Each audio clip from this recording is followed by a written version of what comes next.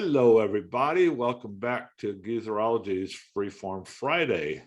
We're going to give a new name to this particular series of videos. We are going to call this New Music from Old Friends. And this is just going to be the occasional video where we review a new album that's released by somebody who's been around since us geezers were kids, We've done a few of those. We did one with Dylan. We did one with Jackson Browne. We've done one with Neil Young. But this one today, Bob and Dee are going to tell you about Strictly a One-Eyed Jack, which is John Mellencamp's 24th studio album. He released this on January the 21st. This album has been teased by the release of 3 singles.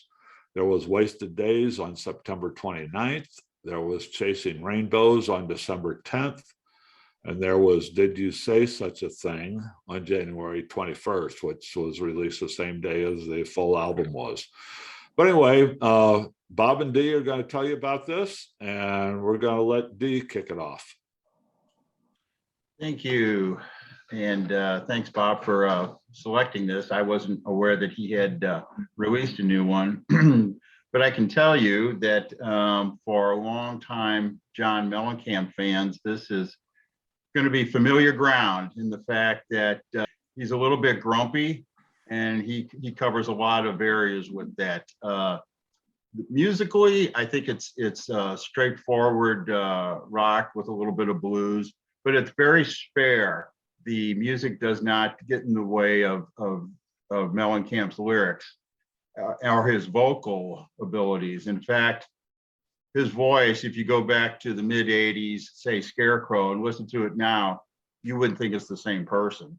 And I came across a little interview with John Mellencamp recently, and he attributes his voice, which to me sounds like closer to Louis Armstrong, or at times, even the old 40s and 50s crooner Jimmy Durante in its raspiness, but he's glad it's doing that, and he attributes all this to a lifetime of smoking. He still smokes. He's an unapologetic smoker. He does not drink, though.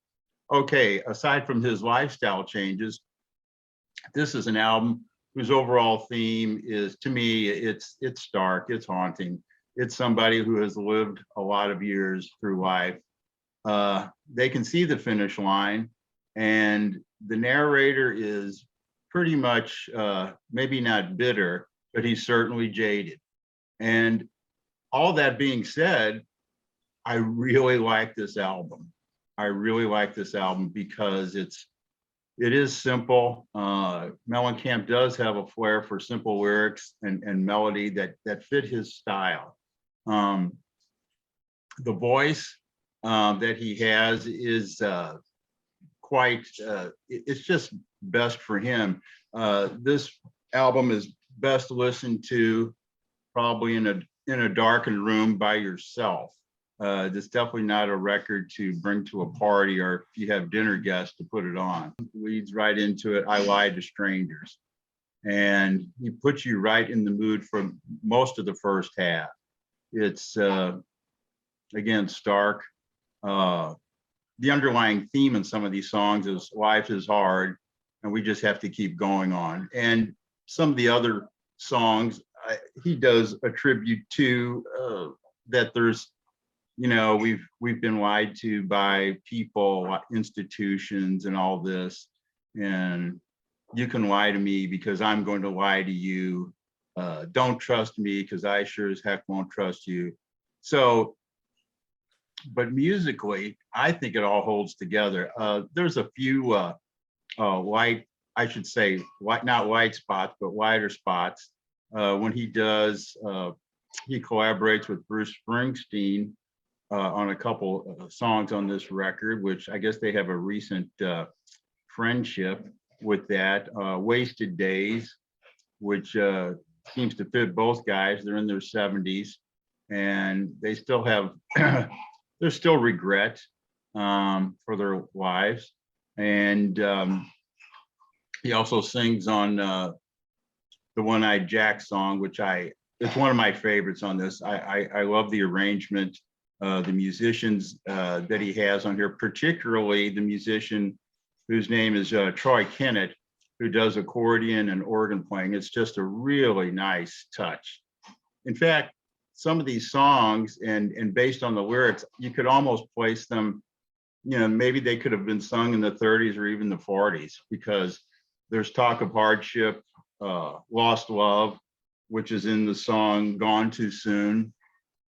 And this album, I think, will hold up in that sense. And it forces you to listen. Driving in the Rain, The Streets of Galilee, Mellencamp does bring a few, I don't want to say biblical themes, but he does talk about Salome and John the Baptist in that song. And again, it's about how life is difficult, there's regrets, but he doesn't seem, he accepts this. His narrator in all these songs, he seems to accept this. All in all, if somebody is new to John Mellencamp, I don't know that this would endear them to this type of music. For longtime fans of a certain age, I think this is a strong album to him. Is it uneven? No, I just really, really like this album for what it is. And longtime fans will admit that, Mellencamp's always been a certain amount of, he's had anger in his songs, and sometimes he's cloaked it in the lyrics. And for somebody who has reached the success that he has, you would think he still wouldn't be angry, but he is. And he has supported certain social causes over the years, particularly with Farm Aid and all that. So he does put his financial support where his mouth is. And I was really pleased when I first heard this. I played the LP again. So, but I am going to buy this particular LP, and I hope he keeps recording. In the end, it's starkness, it's no holds barred look at life. And that's where John Mellencamp continues to live and write. And so I like it. I think it's a strong album. Well, this is going to be the counterpoint to Dan's point. I've listened to this album through several times. I've tried really hard to like it, but I just can't get there. His voice is so off-putting to me. And I know I've read some of the same things that Dan did. Apparently, he's proud of where his voice is now, and he thinks it's great. He mentioned about trying to sound like Louis Armstrong. One reviewer wrote that his voice now is somewhere between late Bob Dylan and early Tom Waits. And I found it really off-putting when I compare it to what he did back, in the 80s and 90s. I felt the musical arrangements were really toned down to compensate for his lack of vocal range. My other big problem with it is this is so negative.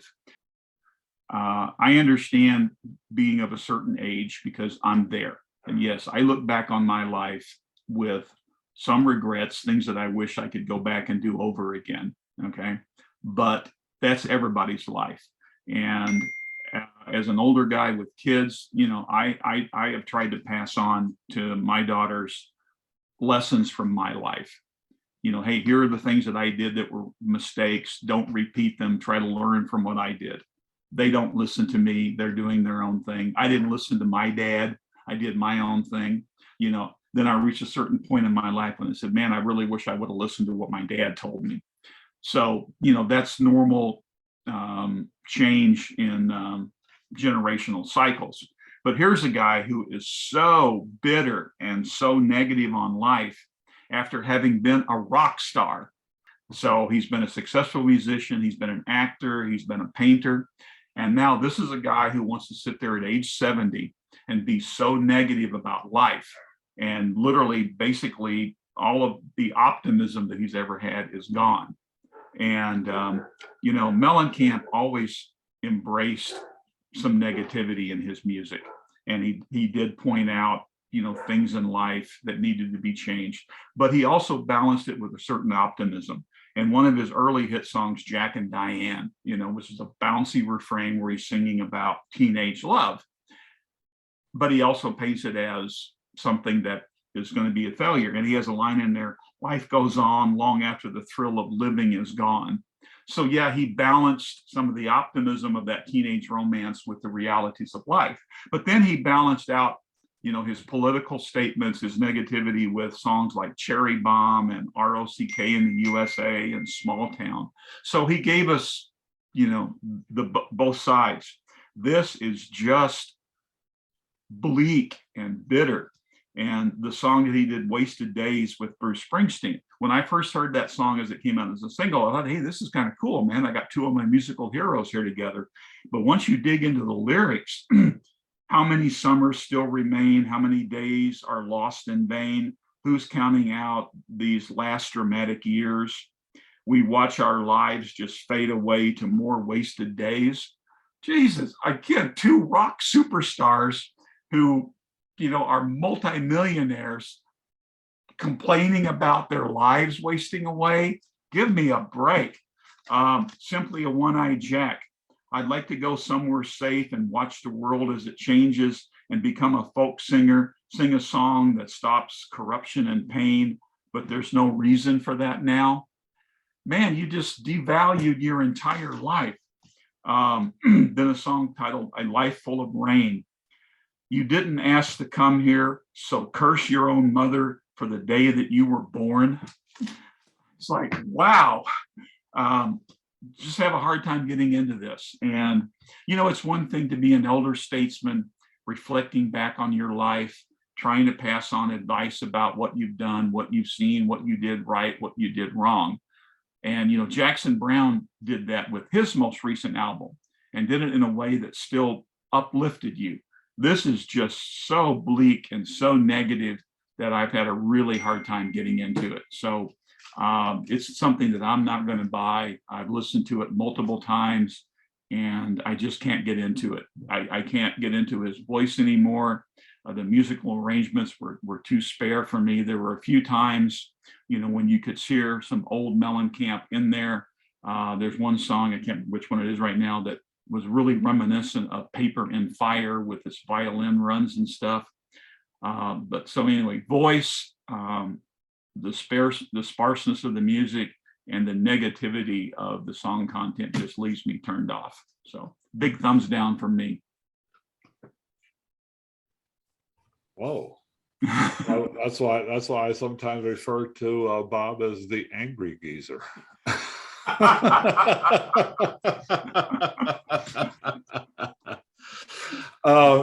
Yeah, I'm not reviewing this record because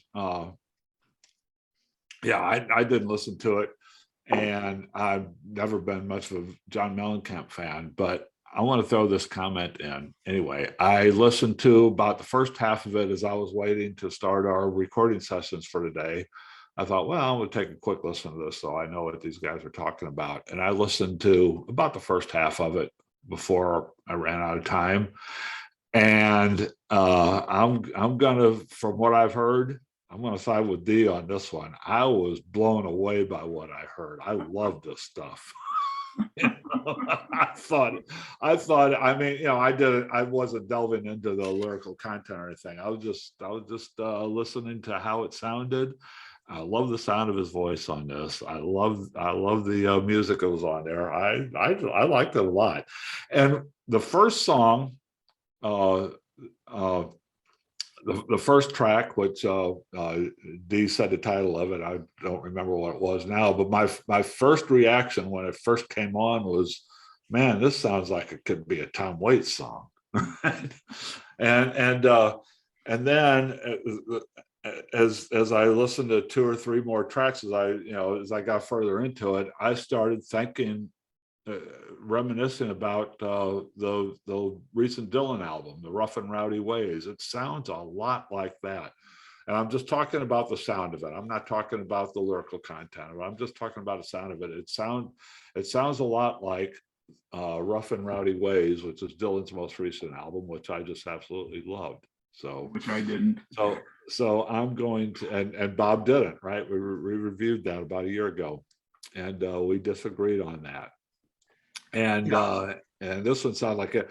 I don't know if this is a new sound from Mellencamp, because I haven't heard anything from him in 30 years. I haven't kept up with him, so I don't know if this is new or if this is the way he's been working for a few years. I have no idea, but I just want to throw that in. I'm not going to give any kind of official review of this album or anything, because I've only listened to half of it once. But what I've heard, I love it, and I'm going to go spend some more time with this thing.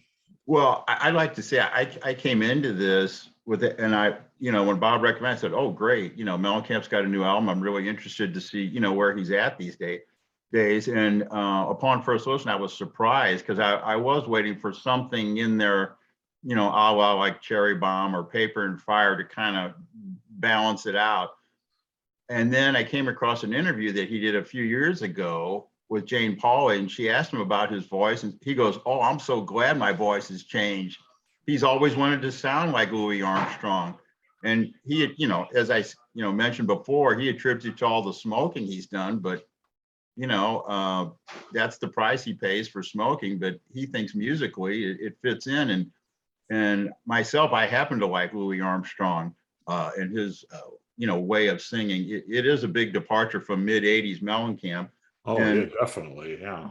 I was shocked when I heard it, and I loved it. I love this voice. And the only one song, and I stumbled for it before, that was somewhat, had a little bit of hope and optimism in that, was Chasing Rainbows. And but aside from that, and for me, I think, musically and the sound wise, because it wasn't a lot of, so many artists have a lot of, especially new artists, they have a lot of orchestration, 15 studio musicians, and this was, very spare, but yeah. And I took it where he was doing third person narration for this. Maybe he felt like he was speaking for the everyman. I don't know, but I think there is a certain amount. I think Bob does have a good point where he says that, Mellencamp, given all his, financial success, he could have made it a little bit more balanced, something that he's grateful for, maybe his family or whatever. But apparently that's not, where he's at. He felt like he had to get this stuff out. Well, I think about Mick Jagger, who's older than Mellencamp, but still has just as powerful a voice as he ever had, can go on stage and outperform people half his age, because the guy's taken care of himself all his life. And now I'm listening to a guy who's maybe apparently intentionally destroyed his voice. I don't know if he set out that way or not, but maybe if I had never heard Mellencamp before in my life, I might look at the album a little differently as far as his voice. But I couldn't help but compare it to the Mellencamp of the 80s and 90s that I loved so much. And so that was part of it. The musical arrangements being kind of sparse didn't bother me. It bothered me not because of the way they sounded necessarily, but I felt that they were done intentionally to try to go along with the lack of vocal range. So that was what really bothered me about it. But my overall thing is just the incredible load of negativity. And I mean, it would be one thing to call out the things going on in the world today. That I fully understand. But to look at life just with that much bitterness, when you've led essentially a life that a lot of people would kill to have, just smacks to me of, I don't know, hypocrisy. I don't know what it is, but it's really off-putting. And I was very disappointed for Bruce Springsteen to join in on that, because that's another one of my musical idols. And as an old guy, facing my final years in life, I hope to God I don't become that bitter. In my life, I have not lived a life of tragedy. I'm not rich. Nobody's going to really mourn my death There won't be eulogies written about me. You know, when Mellencamp passes, of course, he's going to get all kinds of press. Nobody's going to write about me, but, you know, I'm not bitter and I'm not angry about the things that have happened to me. So it was just really off-putting to me. Well, there you have it. I think we have one solid thumbs up and one solid thumbs down from the two reviewers, and the guy on the sideline, me, who was just dipping his toe here, so far as has a good thumbs up. So just tell you what, just tell us who you agree with here. Do you agree with Bob or do you agree with Dee? Just drop some comments down there and let us know what you think about Mellencamp's new album. Yeah, if the little bit I heard, if I would have heard this and not knowing what it was, I would have had no idea that I would have. My last guess in the world would have been that this is John Mellencamp. It does not sound like what I thought a John Mellencamp album would sound like, right? So that's just a little preview. Okay, well, thanks for listening, everybody, and thanks for this nice debate, you two. That's new music from an old friend, but I think maybe one of us has a new enemy and not an old friend, right?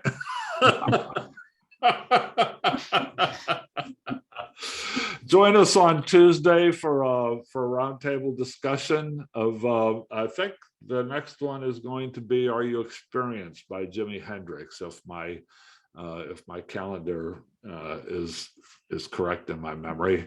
I think that's our next one, and we'll be back next Friday with Bob will have a review of the new Dave Grohl book for you. That'll be next Friday.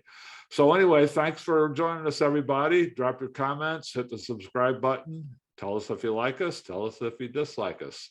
And we look forward to hearing from you. And we look forward to having you back for another discussion. So long, everybody. Take care. So long.